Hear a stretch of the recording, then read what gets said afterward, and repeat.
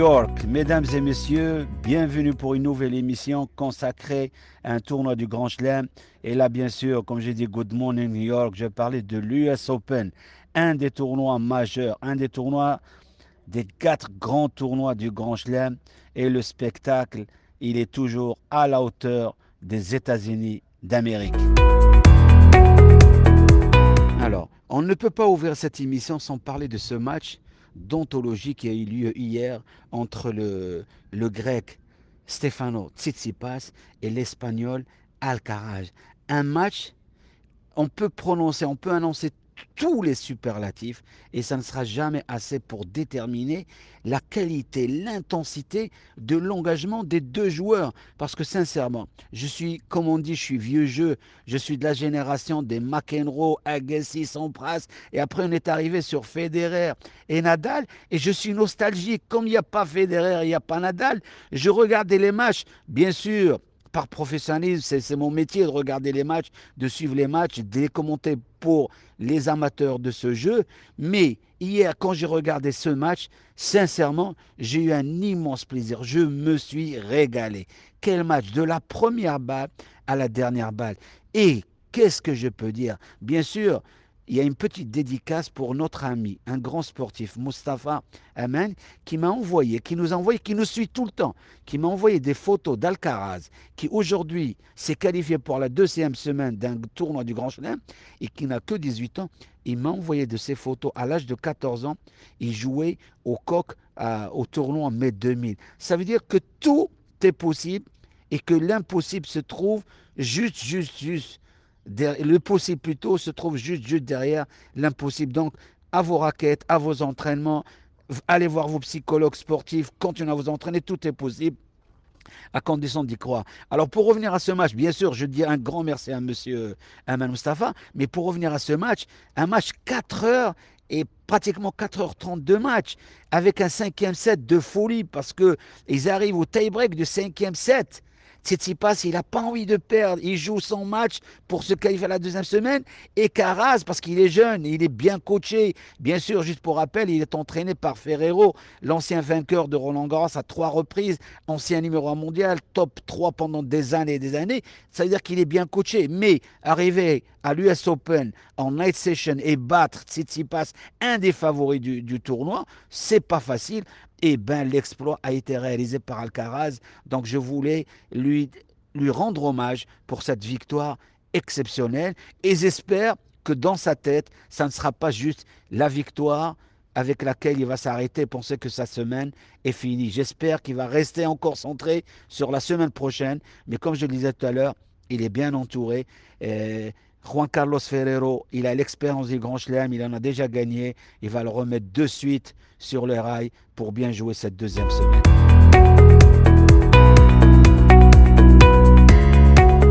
Je vais parler de l'exploit de l'Espagnol, mais je vais parler de la joie, parce que tous les joueurs, tous les spectateurs, tous les amoureux du tennis cherchent la qualité de jeu, l'engagement, la combativité, mais on cherche aussi la joie. Et quand on a vu le Français Gaël Monfils qui a très très mal joué depuis le début de l'année, même à Roland-Garros, il perd au premier tour, tous les tournois, il n'a pas gagné un tour depuis toute l'année, et là il arrive à l'US Open, bien sûr, une petite parenthèse, il vient de se marier avec une des favorites aussi du tableau féminin, Svitolina. Donc il a épousé, ils se sont mariés, ils sont allés jouer les Jeux Olympiques à Tokyo. Et là il revient, il est plein de confiance, il nous a régalé, on l'a vu sur le terrain. Il a battu un premier tour, il a joué un Argentin Correa, qui n'est pas un grand joueur de surface dure, mais l'Argentin, il est quand même classé dans les 60 premiers du monde. Et derrière, il bat Johnson, l'Américain, qui est un véritable joueur de surface sur dur. Et c'est pas des matchs faciles qu'il a eu, mais finalement, il se retrouve au 3e tour, il joue ce soir. Donc, je voulais lui rendre hommage aussi, parce que la joie était là, et c'est un joueur quand il est heureux. Et c'est pour ça qu'un homme heureux, il rend tout son entourage heureux. Et quand on n'est pas heureux, on ne peut pas rendre les gens qui nous entourent heureux. Donc lui, comme il est heureux, alors il veut le partager avec tout le monde. Et il a très très bien joué. Et ce soir, en night session, il va jouer sur le central. Et j'espère qu'il fera encore une surprise et se retrouver dans la 2e semaine où tous les pronostics seront permis.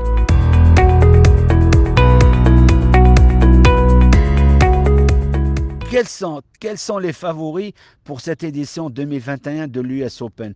Bien sûr, il y avait deux secteurs de favoris, deux catégories de favoris. Alors la première semaine, moi, personnellement, mon équipe et moi, on disait si Djokovic passait la première semaine, la deuxième semaine, il sera le favori numéro un du tableau. Pourquoi? Parce qu'il aura 3 matchs dans les jambes et il aura repéré tous les coins du tournoi, toute l'ambiance, comment gérer le public et tout ça. Et là, il sera difficile à battre. Mais un des grands favoris, ou plutôt les deux grands favoris de cette édition masculine, il reste le russe Daniel Medvedev et l'allemand Zverev, parce que les deux joueurs jouent pratiquement sur un nuage. Ils font partie des grands favoris. Et là, on les voit, ils perdent pratiquement pas de set. Ou alors ils perdent un set parce qu'ils perdent la concentration, ou ils ne sont pas encore dans la partie, ou par excès de confiance, parce qu'ils savent que sous la raquette, ils ont encore quelque chose et ils ne seront pas gênés pour revenir, se concentrer et gagner le match. Donc ils font partie des grands favoris. Mais en deuxième semaine, Djokovic, ce sera difficile à battre parce que derrière sa tête et derrière sa grande pensée, il a envie de battre le record détenu par Monsieur Federer, Monsieur Nadal et lui-même. Ils sont à 20 victoires de tournoi de Grand Chelem. Donc s'il gagne ce Grand Chelem, il va passer à 21 victoires. Et là, il va battre le record. Alors, comment il va faire lui? C'est là le problème. Lui, comme il le disait lui-même, son grand problème, c'est d'arriver à être centré, à concentrer sur le présent et jouer match par match. Parce que s'il commence à penser qu'il doit gagner le Grand Chelem, l'US Open 2021 pour dépasser ces deux phénomènes du jeu, eh bien, ça sera une défaite. Alors lui-même, il disait, je dois me concentrer sur le présent et je dois rester sur le match du jour et rien d'autre. Et pour l'instant, ça a l'air de marcher. Donc, bon vent à tous les trois et que le spectacle continue à l'US Open.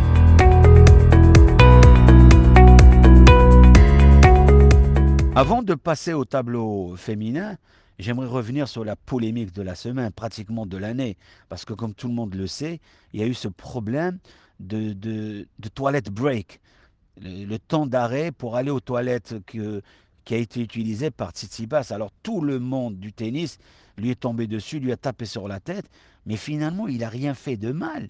C'est un joueur qui respecte les règles à la lettre.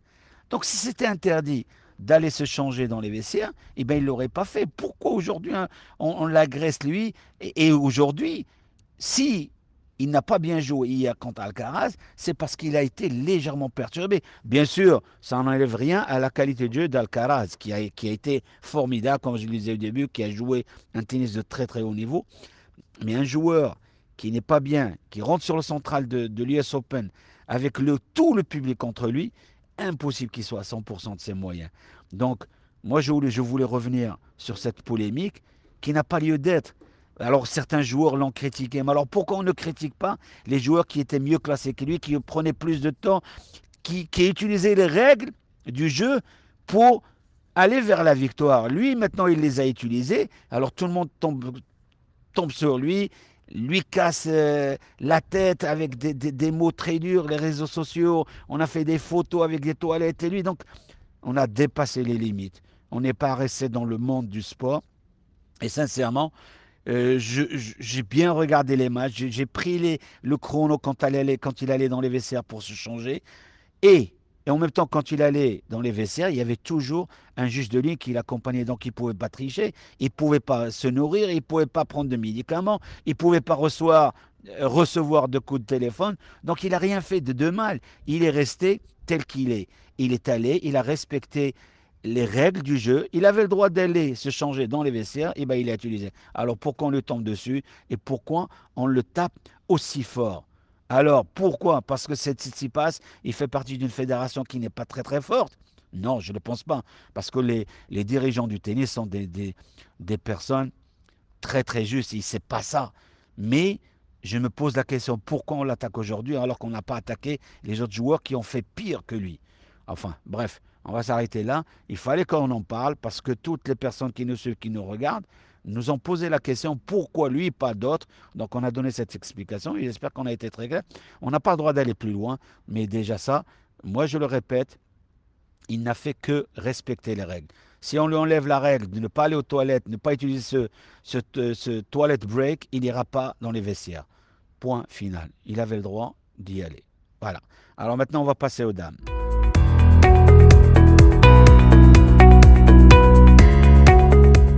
Alors chez les dames, la grande surprise de la première semaine est bien sûr la défaite de la tenante du titre. Et là, je vais parler de la japonaise Osaka, parce que Osaka, c'est quand même une fille qui est numéro un, qui a été numéro un mondial, qui a gagné pratiquement partout, à part le tournoi de Roland Garros sur terre, parce que ce n'est pas une joueuse de terre.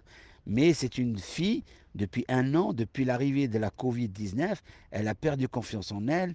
Elle n'est plus la fille qu'on a connue. Et quand elle arrive dans les conférences de presse, elle les termine toujours en larmes.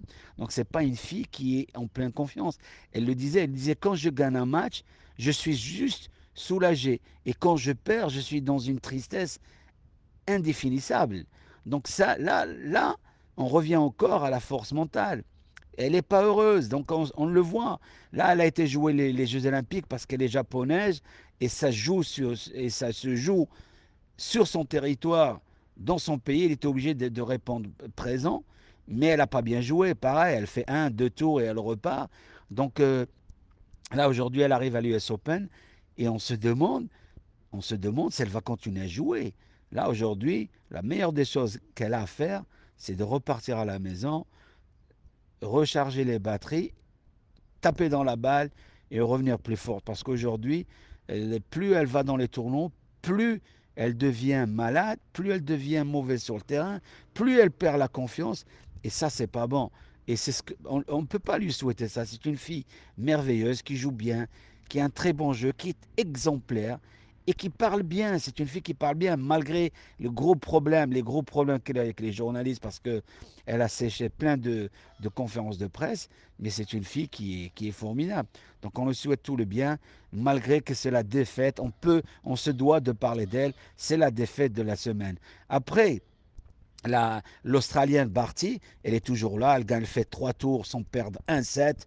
Benchis, la médaille d'or, la Suissesse qu'on adore, qui a fait médaille d'or aux Jeux Olympiques de Tokyo, qui est toujours en course et qui n'a pas perdu de set. Et bien sûr, les surprises. Bien sûr, j'ai parlé de la grande surprise à Osaka, mais aussi de la Tunisienne Jabeur, qui perd au troisième tour, qu'on ne verra pas à la deuxième semaine.